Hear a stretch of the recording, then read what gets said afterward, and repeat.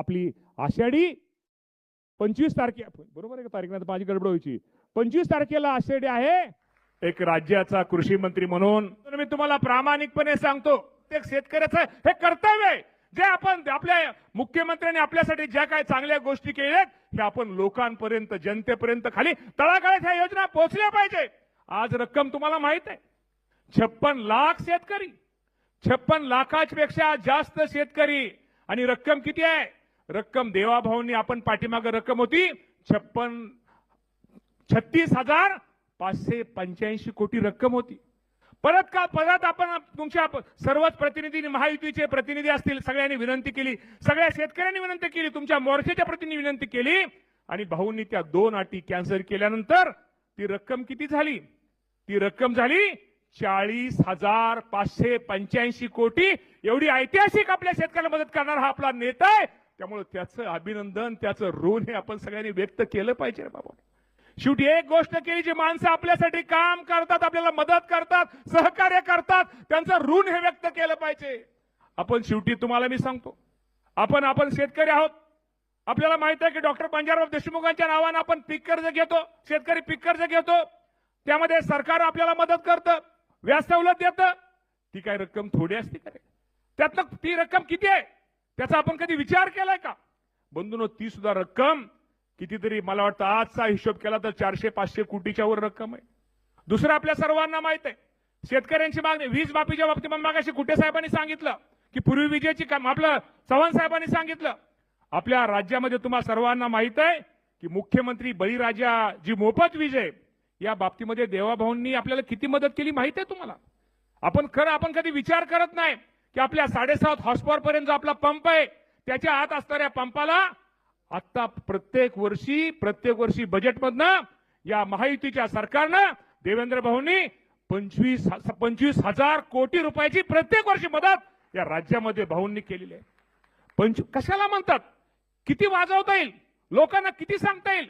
हे मदत करणं एवढं सोपं नाही रे बाबांनो. गप्पा मारणं सोपं आहे, परंतु एवढी मदत हे मी तुम्हाला मुद्दा म्हणून का सांगतोय, तुम्ही हे प्रत्येक प्रत्येक गावापर्यंत हे घरोघरी पोहोचलं पाहिजे. काय होतं विद्यार्थी, मी तुम्हाला सांगतो, एखादा विद्यार्थी हुशार असतो, त्याला 100 पैकी 90 मार्क पडतात, पण 90 मार्काकडे कुणी बघत नाही, परंतु चुकून 10 मार्कातून तो डिस्टिंक्शनच्या वर असतो, पण 10 मार्काचा प्रचार जास्त केला जातो. यासाठी मी तुम्हाला प्रामाणिकपणे सांगतो, यासाठी तुम्ही घरोघरी शेतकऱ्यांना सांगा हे महायुतीचं सरकार हे किती मदत करते. आता तुम्हाला सांगतो, नमो शेतकरी योजना आणि पीएम किसान योजना आपण कधी विचार करतो का? आपण सहज ते आपल्याला घेतो. आता पीएम किसानचा तो हप्ता मिळालेला आहे, नमोचा राहिलेला आहे. ठीक आहे, नमोचा जरी राहिला असला तर आपण त्या इतर माध्यमातून शेतकऱ्याला पण मदत करतोच. ह्या दोन्ही योजनेचा जर मिळून आपण हिशोब केला भाऊ, पीएम किसान केंद्राची योजना आणि राज्याची योजना आतापर्यंत शेतकऱ्यांना किती पैसे दिलेत? या दोन्ही योजना मिळून आतापर्यंत या राज्याने शेतकऱ्यांना 57,000 कोटी रुपयाचा निधी माझ्या शेतकऱ्याला दिलेला आहे.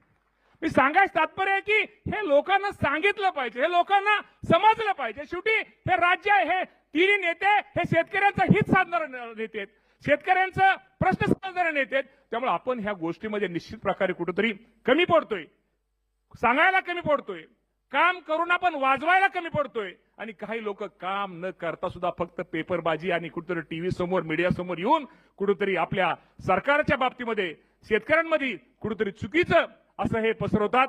त्यामुळे अशा लोकांना कुठेतरी निश्चित प्रकारे केलं पाहिजे.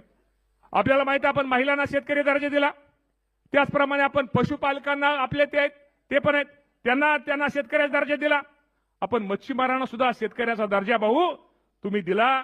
त्यामुळे ही लोक भाऊ खूप वेगळ्या ह्याने आपल्याकडे बघतायत, खूप ह्याने आपल्या ह्याने बघतायत.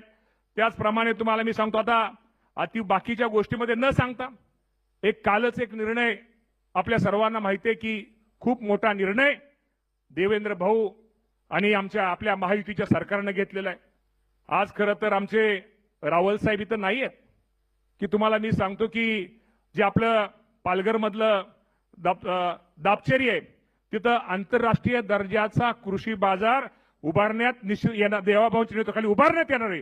खूप मोठा निर्णय आहे, खूप मोठा. हा निर्णय इतका सोपा नाही, इतका बारका निर्णय नाही आहे. हा शेतकऱ्यांच्या दृष्टिकोनातून खूप मोठा निर्णय आहे. यातनं कुठेतरी आपल्याला खूप काही गोष्टी या राज्यामध्ये आपल्याला शेतकऱ्यांना काय सुविधा आपल्याला माहित आहे की जागतिक बाजारपेठेचे दरवाजे यामुळे आपल्या शेतकऱ्यांसाठी खुले होणार आहेत. नेहमी लक्षात ठेव, मी नेहमी म्हणतो आपल्या घरामध्ये एखादा मुलगा मुलगी चांगल्या मार्काने पास झाली, जर चांगलं केलं, आपण तिला फक्त एक कॅडबरी जरी दिली तर तिला किती समाधान, दुसऱ्या दिवशी किती जोराने काम करते. भाऊ, तुमच्या कामाच्या करण्याबद्दल मी नेहमी म्हणतो भाऊ, तुमची काम आणि तुम्ही गोल गोल आहात भाऊ.